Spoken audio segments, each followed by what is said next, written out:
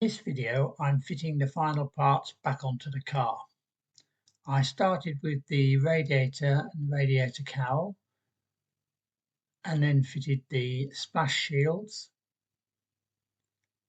And after that, I fitted the front panel.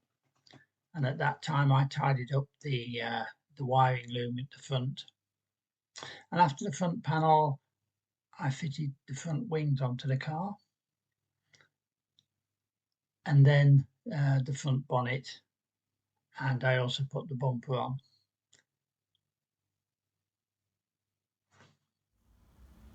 Today I am going to start fitting the interior to the car. I've given everything a good vacuum out last time, and I'm going to start off by fitting the carpet. I've bought a carpet set from MGOC, and I've got some soundproofing with it, so that's the first task. So what I'll do is I'm going to start fitting the carpets around the rear wheel arch here and the chassis members. They're going to be glued on, so when I've got those glued on, I'll have another update. I fitted the carpets and trims to the rear cockpit, and then the trim panels to the footwells, then the door trims,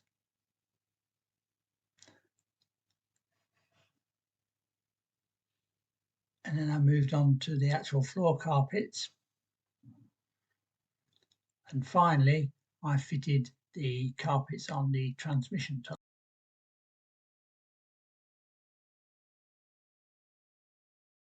I then went on to fitting the seats that I had restored on a previous video.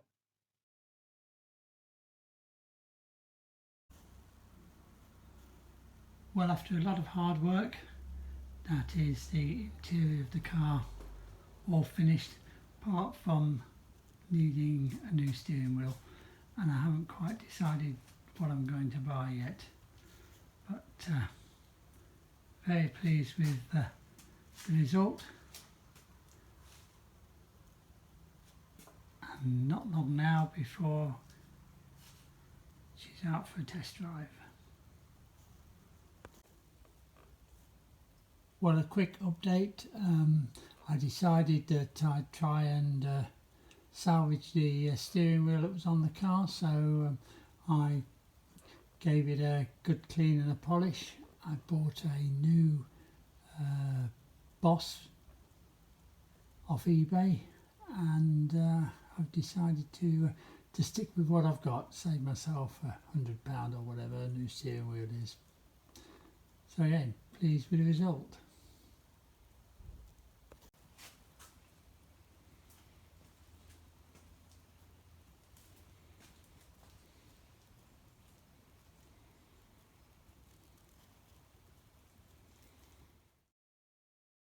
Over the restoration journey, the little MG has gone from this to this, and from this to this, this